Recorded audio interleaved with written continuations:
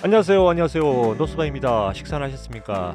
예, 오늘은 3월부터 총 74개의 법령이 새로 시행이 되는데요. 74개의 법령 중에 우리가 꼭 알고 있어야 되는 법령을 소개해 드리겠습니다. 다들 아시다시피 요즘 세상은 정부가 바로 돈인 세상입니다. 모르고 가만히 있으면 손해를 볼 수도 있는데요. 정부에서 지원하는 각종 복지제도나 지원금 등도 신청을 해야 받을 수 있는 게 많습니다. 자격 요건이 되더라도 가만히 있다고 해서 그냥 챙겨주지 않습니다. 예, 그러니까 오늘 소개해드리는 내용 중에 나와 관련이 있는 내용이 있으면 잘 보시고 참고하시기 바라겠습니다. 예, 시작하기 전에 구독 한번 눌러주시고 시작하고요. 내용이 마음에 들지 않으면 구독 취소해도 되니까 일단 구독 한번 누르고 시작하겠습니다. 예, 먼저 앞으로는 호텔에서 일회용 칫솔, 일회용 세면 도구를 무료로 제공받을 수 없게 됩니다. 오늘 3월 29일부터 시행되는 자원절약과 재활용 촉진에 관한 법률에 따라 격실이 50일 이상인 숙박업소는 일회용품 사용을 억제해야 되고요. 무상으로 제공해서도 안됩니다. 만일 이를 위반해서 무상으로 일회용품을 제공하는 경우에 300만 이하의 과태료가 부과된다고 합니다. 여행을 계획하고 계신 분들은 미리 칫솔이나 세면 도구를 잊지 말고 챙겨 가시기 바라겠습니다. 예, 그리고 3월부터는 청약 제도가 달라지는데요. 3월부터는 청약에 당첨된 1주택자가 기존의 주택을 처분해야 하는 의무가 폐지됩니다.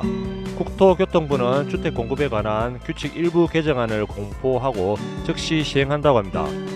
그전에는 1주택자가 청약에 당첨이 되면 당첨된 주택의 입주 가능일로부터 2년 이내에 기존 주택의 소유권 처분을 마쳐야 했는데요. 이달부터는 1주택자가 청약에 당첨이 되더라도 기존에 소유하고 있던 집을 처분하지 않아도 됩니다. 그리고 3월 개정안 시행 전에 당첨된 1주택자도 이번 개정안의 적용을 받을 수 있게 소급 적용이 됩니다. 그리고 투기과열지구의 특별공급 기준도 폐지가 되는데요.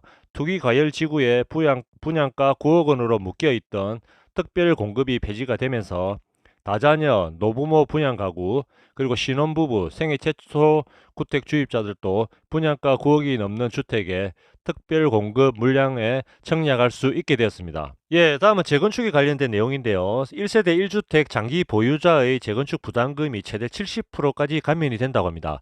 재건축 대상 아파트를 오랜 기간 보유한 사람들이 재건축 부담금이 줄어들 예정인데요.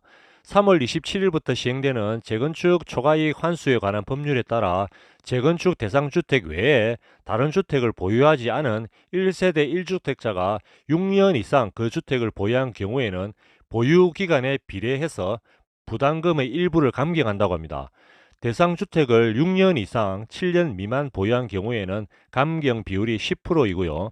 20년 이상 보유한 경우에는 감경 비율이 70%까지 감경이 된다고 합니다. 예, 이 경우에 대상자는 부가 종료 시점에 1세대 1주택자여야 하고요. 상속, 혼인 등 부득이한 사유로 보유한 주택이나 재건축 사업 기간 동안 거주하기 위해서 보유한 주택은 주택주 산정에서 제외된다고 합니다. 그리고 고령자는 재건축 부담금 납부유예를 받을 수 있는데요. 부가 종료 시점에 60세 이상이어야 되고요. 1세대 1주택자로 재건축 부담금에 상당하는 담보를 제공해야 하는 경우에 가능하다고 합니다. 만약에 주택을 매매하거나 정리하는 경우는 납부 유예 허가가 취소가 되고요. 이 경우 유예받은 부담금에 이자까지 더해서 납부해야 된다고 하니까 유념하시기 바랍니다. 예, 다음은 PC방에 관련된 법령인데요. 청소년의 신분증 위조, 변조로 피해받은 선량한 자영업자의 행정처분을 면제한다고 합니다. 게임물은 전체 이용과 12세 이용과 15세 이용과 청소년 이용 불가 게임물로 구분이 되는데요. PC방 운영자는 PC방 이용자가 이 등급을 위반하여 이용하지 않도록 해야 했습니다. 만약 이를 위반했을 경우에 그 이유와 상관없이 6개월의 영업정지 제재 처분이 되었는데요. 이유야 어찌됐든 6개월 동안 영업을 못하게 되니까 사회적으로 큰 이슈가 됐던 내용입니다. 하지만 3월 22일부터 시행되는 게임산업 진흥에 관한 법률에 따라 선량한 사업주는 구제될 예정이라고 합니다. 청소년이 신분증을 위조하거나 변조, 도용해서 실제 나이를 알 수가 없었거나 폭행이나 협박 등으로 나이를 확인하지 못한 경우에는 행정처분을 면제받을 수 있게 된다고 합니다. 예, 그리고 이것도 사회적으로 문제가 됐던 내용인데요. 유명 가수의 콘서트 입장권을 수십 배 비싸게 판매하는 행위를 막기 위해서 매크로 프로그램을 활용한 암표 거래가 금지된다고 합니다. 3월 22일부터 시행되는 공연법에 따라 누구든지 입장권을 판매하거나 판매를 위탁받은 자의 동의를 받지 않고 정보통신망에 지정된 명령을 자동으로 반복하여 입력하는 이른바 매크로 프로그램을 사용하여 공연 입장권 등을 구매한 후에 웃돈을 붙여 대판매해서는 안 되고, 이를 위반한 사람은 1년 이하의 징역이나 1천만 원 이하의 벌금에 처해진다고 합니다. 예, 그동안에는 유명 가수나 케이팝 스타의 공연을 예매하려고 하면 하늘의 별 따기처럼 힘들었다고 하는데요.